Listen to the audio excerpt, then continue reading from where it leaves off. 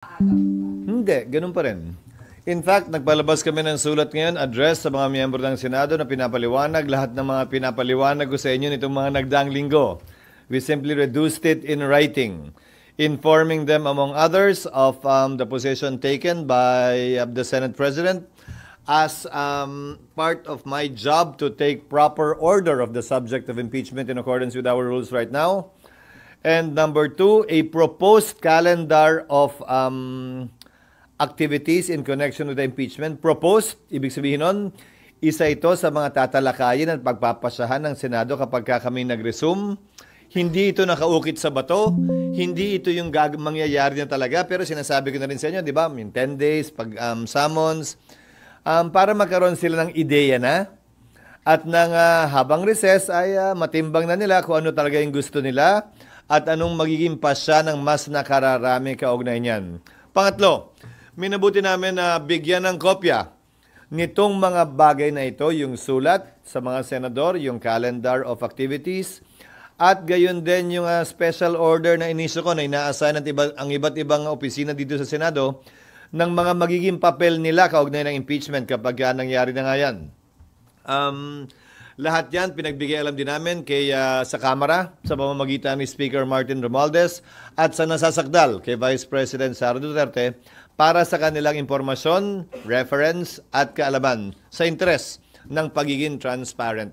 Dahil lahat ng nakasaad doon, pinag-usapan na natin at hindi naman bago at hindi sikreto.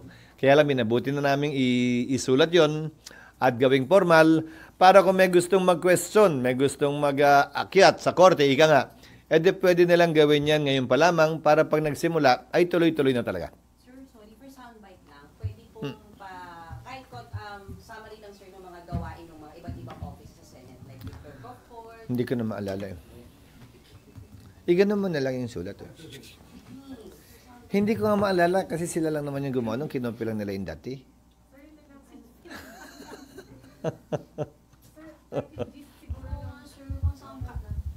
Sir, kung later yung sulat siguro, yung special order, pinapabigay ko na sa inyo dapat na mas maga para nabasa nyo na eh. Gano'ng kaalala nila ng SP na ngayon pa lang alam na ng mga offices ng Senate na yung kanila po mga assignment? Para makapaghanda sila at gumawa na rin ng proposed budget kaugnay nun dahil baka may mga unforeseen expenses na kailangan namin paghandaan. Ulitin ko, bahagi ito ng tinatawag nating quote, taking proper order of the subject of impeachment sa panig at parte ng Senate President na nakasaad, nakapaloob sa Section 1 ng Rules on Impeachment ng Senate. Upang sa gayon ay hindi pa man nagsisimula ang pre-trial o trial, ay buo na at kompleto na ang paghahanda ng Senado para dito. Then, sir, pwede ano yung nakakalendaryo? Ano yung sa calendar, Makukuha sir? nyo din eh, nakalimutan ko. Pero para sir, may audio kami. Okay. Ito rin yung sinasabi ko sa inyo noon pa, but ulitin ko, proposed calendar of activities ito at hindi ito nakaukit sa bato. So, June 2, resumption of session, presentation ng articles of impeachment by the prosecutors. Isang bagay ito na nakasaad sa aming rules at sa rules ng Estados Unidos kung saan kinopya ang rules on impeachment. In other words, babasahin man lamang yung mga allegations sa plenaryo para formally ay maging parte ng records ng Senado ito. Approval ng rules dapat magawa na rin namin ng June 2. Again, more or less, depende kung gaano kahaba ang debate. June 3, pwedeng mag-oath taking na ang mga senador bilang judges. Mauuna mag-oath taking ang presiding officer at yung presiding officer magpapa-oath sa mga senator judges. Pwede na rin pagkasunduan doon ang pag-issue ng summons na pwedeng ma-issue by June 4.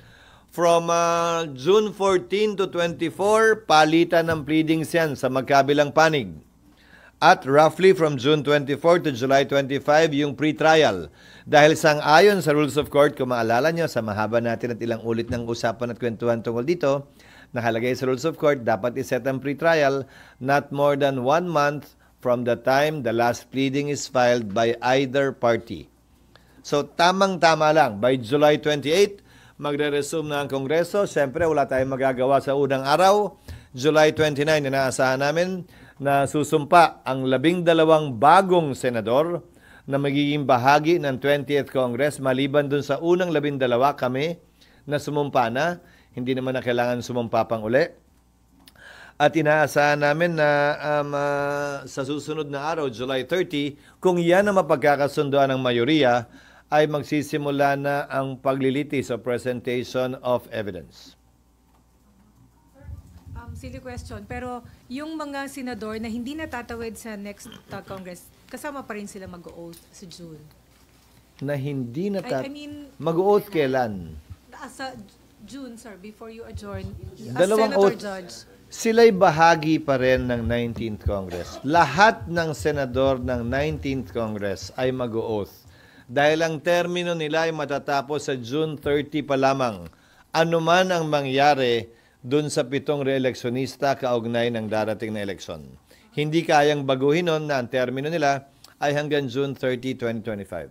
So, kung July 30, yung likely na pag-trial, kailan, sir, mangyayari yung pag-open ng impeachment court? I mean, yung magko-convene kayo as impeachment court? Kasi di ba, sir, after the oath, sir, magko-convene na kayo sa impeachment court? Dalawa nga yun eh. June 30, anong June 30? July 30 yung trial. Malamang magsisimula. Alin? Pag nagsumpa kayo, impeachment court na ba yun? Convene na kayo sa impeachment court? Para kayong wala dito ng impeachment, ha? Dalawang sombrero ang suot ng Senado.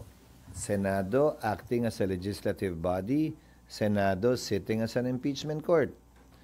Each time we adjourn, then we finish wearing that hat. Each time we resume, we will announce if we are resuming as what. So example, kung ang oras ng trial ay alas 9 ng umaga, magre-resume kami bilang impeachment court. Pag kami magsesesyon naman ng alas 3 at mag-a-adjourn yung impeachment court ng alas 2, edi mag-a-adjourn kami sa impeachment court ng alas 2 at pagdating ng alas 3, magre-resume kami as a Senate deliberating on proposed legislation. Ano yung tanong nyo? Hindi ko maintindihan. Kailan kayo magko-convene? Magko-convene kami twice. Under the 19th Congress, as I said, and under the 20th Congress. Tutuloy nga to, di ba? Yun yung matagal na natin pinag-uusapan. Mag-o-oath yung mga members ng 19th Congress para magampanan nila yung trabaho kaugnay ng pag-issue ng summons ang ayon sa aming rules. At magpapatuloy yung pre-trial kung yun ang nakasaad nga sa rules namin, yun yung pinapanukala namin na aprubahan ng mayoriya. Tapos sa July 29 mag-o-oath yung 12 bagong senador. July 30 magko-convene yung impeachment court. Sorry, sir. Mag-oath kayo during the plenary session ng Senate as legislative body. And then, immediately after, you'll Depende sa mayoriya. That can happen the following day. Most likely the following day. Anong oras na ba yun? Depende. So, magko-convene na kayo. I'll give you an example din pa. Ikaw naman. Kung morning ang session ng impeachment court, mag-o-oath kami in plenary ng July 30. Clearly, hindi kami dedire-diretso pag-oath namin. Di ba? The following day na kami mag-o-open ng court, if ever, ng July 30.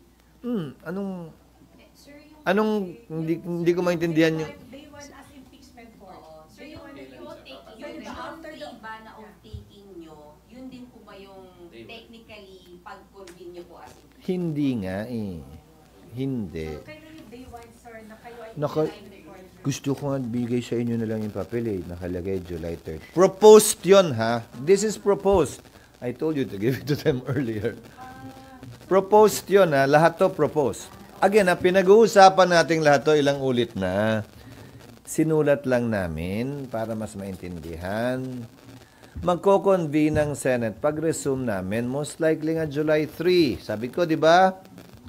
June 3. Wala namang session ng July 3. Kayo no? Pero sir, kasi diba, after oath taking, you'll be issuing summons. The impeachment court is the one that should issue summons. Not the plenary. Unless the rules authorize the Senate President to issue it on his own. Kaya depende. Calendar of activities lang ito. Ba't kayo kasi masyado nakatitig at fixated sa impeachment court kung kailan sila magsusuot ng robe? Hindi naman mahalaga yun. Mas maraming mahalagang bagay na mangyayari at magaganap bago nun at pagkatapos nun. Pero sir, yung June 3 po na pagsumpa po ninyo, hindi pa kayo impeachment court nun, sir? Pag nag-oath taking kayo as Senator Judge? Darling, walang kinalaman ng pagsumpa sa impeachment court. The impeachment court would have to convene on a date certain. It's not the oath taking that will determine when the impeachment court will be created. Yung impeachment court, pag nag-convene kami sa impeachment court, doon uupo sa impeachment court yon, regardless of when we took our oaths. In fact, yung labing dalawa na magpapatuloy hanggang 2028, hindi na nga mag-o-oath. So, ibig sabihin ba nun, walang impeachment court? Hindi naman din. Wala siyang kinalaman doon. It has no relation to that. It depends on when and how the gavel is banged at kung anong sinabi na kino-convene. Impeachment court ba o Senate ba? That's what will determine when the impeachment court will be convened. Yung pagpukpok ng gavel. Yes.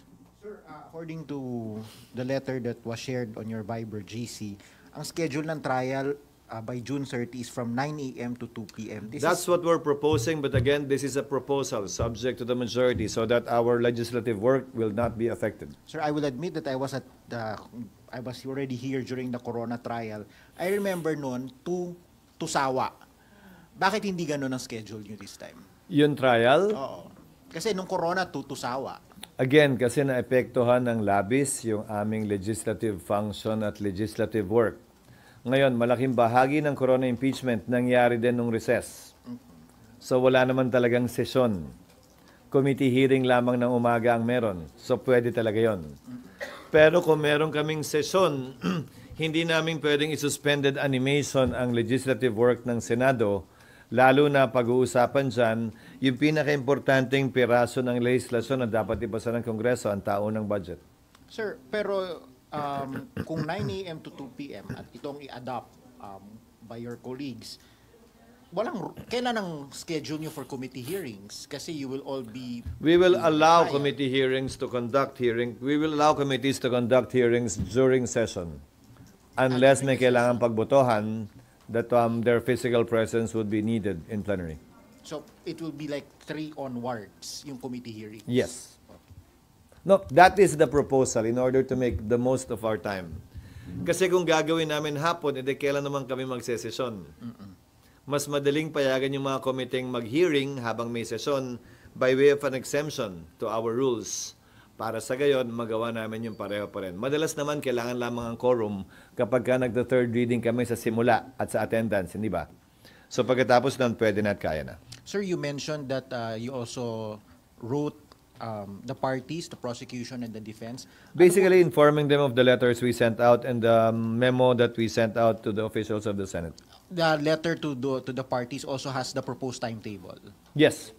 So essentially, As an attachment to the letters to the senators. So essentially, kung ano yung sinare nyo sa amin, can we get a copy of the letters to the parties? Yes. Pinabigay ko na kanina pa eh. Sir, yung pong kukuhain natin na private lawyers. Ibigay nyo na nga. Bigyan nyo kayo. Ilang kopya meron kayo? Isa lang o tatlo? Kulang yan. Isang kopya lang yan. Sir, Kasi naman. sir, yung legal Tatanda team. ako sa inyo. Yung legal team, sir, meron na pong kausap talaga na makakapartner yung Senado. Wala pa. Yung unang kinausap namin, tamo kaya ayokong banggitin sa inyo nung una, tumanggi. Dahil yung kanilang mga commitments prevents them from participating in supposedly highly politically charged cases. So we are still searching. But in the meantime, the Solicitor General will stand and represent us in any litigation before any court, most likely before the Supreme Court. Isa pa lang naman yung sa amin, di ba? Yung mandamus kaugnay ng pag-hearing. Isa pa lang, di ba?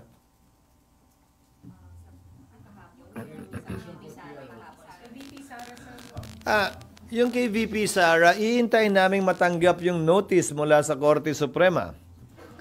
Because as I understand it, I've read the petition.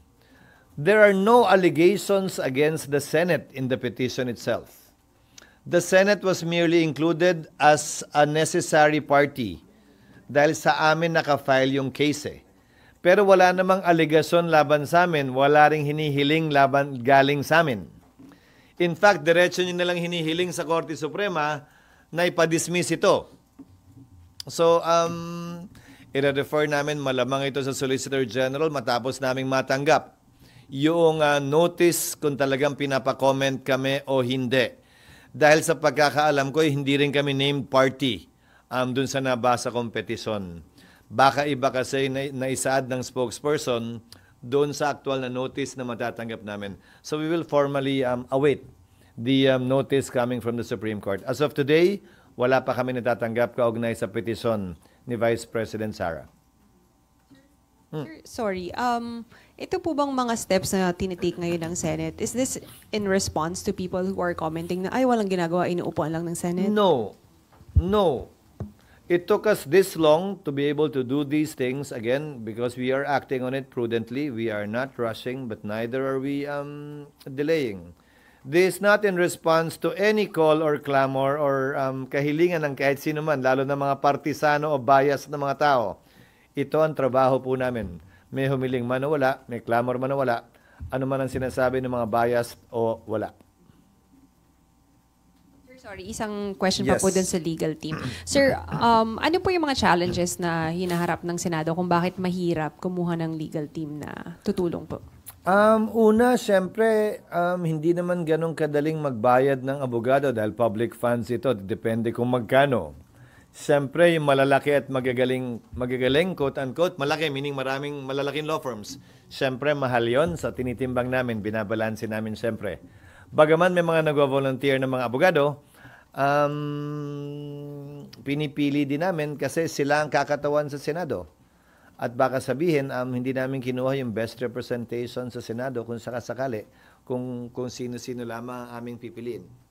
But this is only in the alternative because as I said, more often than not, it's the sole gen that should and would represent the Senate in any litigation concerning impeachment. Yes. Ano po yung offhand, ano po yung mga gastusin na paghahandaan ng Senate aside from the robe para po sa impeachment trial? Basically sa staff kasi dagdag trabaho sa staff In the past impeachments, binigyan daw ng hindi dagdag sweldo, parang honorarium yung staff. Pero pinapa-identify na sa memorandum na inisyo ng SecGen, base sa kautusan ko, kung sino-sino lang ba talaga. Hindi naman lahat So yun yung kino-compute nila. Yung unang panukala nga magpakain din daw dahil doon nagpapakain ng Senado. Sabi ko hindi. Parte ng trabaho yon ng mga empleyado ng Senado. At hindi porkit may impeachment, kailangan na biglang pakainin ng tanghalian. Nandito naman na talaga sila ng umaga Wala naman nagbago So, papanatilihin namin yung ganun pa ring practice. May initial quote na SP po kung magkano yung gagastos? Wala pa Hindi pa pasok. Pero yung mga initial na ginastos namin so far, maliit lamang naman Yung robe, I think, is only about, magkano ba yung sabi ko sa inyo dati? 6,800. Parang 6,800, 6 to 8,000, parang ganun. Per robe. Di ba yung unang sinabi nila, mas mahal yung dry cleaning? Sabi ko, hindi na natin sagot yon. Hindi, kanya-kanya na yun. Di ba? Kanya-kanya na yun. But it turned out that dry cleaning was more expensive than the robe itself. So, I said no. Structure-wise, SP, may mga gagastusin ba? Like, di ba may hiwalay na room for prosec, for defense, for mga Wala. live reports, magpapatayo ka ng mga ganon, o wala na? Wala na. Merong sariling carpentry ang Senado. Kung bibili mo ng kahoy at pako, konti na lamang yon para sa mga stage. At ina-identify na rin namin yung mga kwarto na i-assign sa prosecutor, sa defense, at gayon din sa audience o sa media. Para sa gayon ay maging open at public talaga itong hearing na gagawin at isasagawa ng Senado. Last na SP, may Yes, of may sinabi po kayong parang budget lang po nagagastusin for the impeachment. May tinalaga kayong Wala pa. limit? Wala pa pero buwang paniniwala ko at tiwala ko na may sapat na pondo ang Senado para dyan. Dahil hindi naman ako papayag na masyadong malaki din yan, nang hindi tinitipid din yan. Ano to binidistribute mo? Hindi. Asan yung letters kala? Kasama na. Isang set. Hindi magkakasama to, ha? Ba't nyo in-stapler kung hindi magkakasama?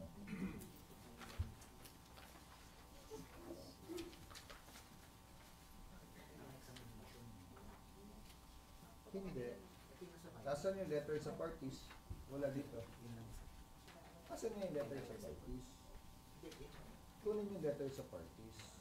Lahat nga, di ba? Lahat nga, sabi ko, di ba? Sir, received na po by the Speaker and by I don't know. It was sent this afternoon. By the senators, it was delivered to their offices. So, yung sulat na yan din ang pinadala namin sa mga parties, pero may covering letter lang. Pero kung mabasa niyo yan din nga yung matagal ko nang sinasabi at pinag-uusapan. Only that it's now reduced in writing, but still nevertheless subject to the approval by the majority of senators once we resume.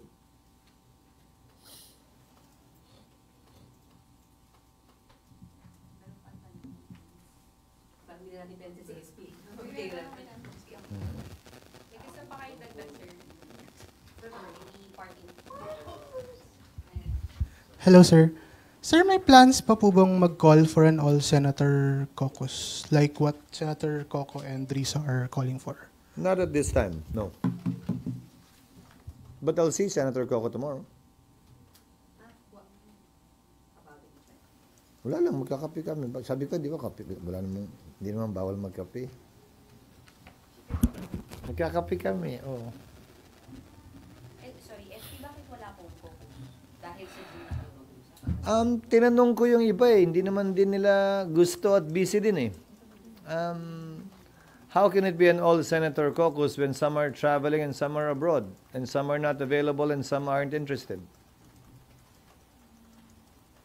And as I said, kahit anong gawin namin, hanggat walang sesyon, wala naman kaming masisimulan. Whatever we agree on will not be official because whatever vote we take can still change once we resume and or convene. At nais ko lang iwasto yung sinabi ni Senator Risa, narinig ko yung salitang delay. We are not delaying it, excuse me. We are simply proceeding with it legally, constitutionally, and in accordance with law. For us not to follow the law will in fact create more delay or more opportunities for either party to go up, question the proceedings we're undertaking, which will in turn result in more delays. Yes, ma'am. You were saying, hindi po totoo yun. I just would like to ask, were you able to contact po yung iba nating kapwa senador para masabi na you tried to reach out with them para po dito sa possible caucus na hinihingi? Paano ko sila matatanong kung interesado sila kung hindi ako nag-reach out sa kanila? Di siyempre, I messaged them, I talked to some of them.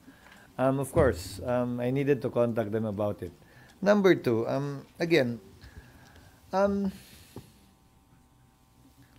mang mapag-usapan namin, ganon din naman hanggat hindi kami nagre-resume, baliwala din at walang mangyayari. So, and unless all are actually available, then we can call one. Go, ma'am. Another question po. Under what conditions can the Supreme Court intervene in a forthwith direction po? In a? Forthwith direction. Directive, rather. There is a pending petition before the Supreme Court for mandamus. I just don't know if they will intervene or not. The Solgen will represent us in that case. Our deadline to file comment through the Solgen is on Monday next week, March 3. But the court has not yet intervened. That they have required us to make a comment is not intervention in my books. Hindi pakikialam at panghihimasok yun. Ginagawa lang nila yung trabaho nila.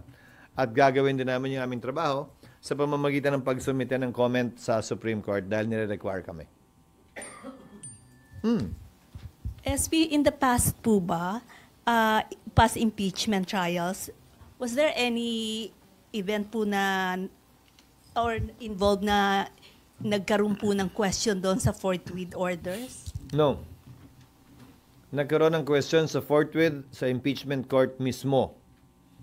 Particular ng impeachment trial na nasa sulat na binigay ko sa inyo ni dating Pangulong Estrada. Pinagdebatihan ni Senator Rocco na sinabing immediately dapat at ni Senator Miriam na kinlaro ibig sabihin ng forthwith na binahagi ko sa aking mga kasamahan sa Senado. At ang impeachment court at magsisilbing president ito. Ang impeachment court ng panahong yon kinatigan ang posisyon ni Senator Miriam Santiago.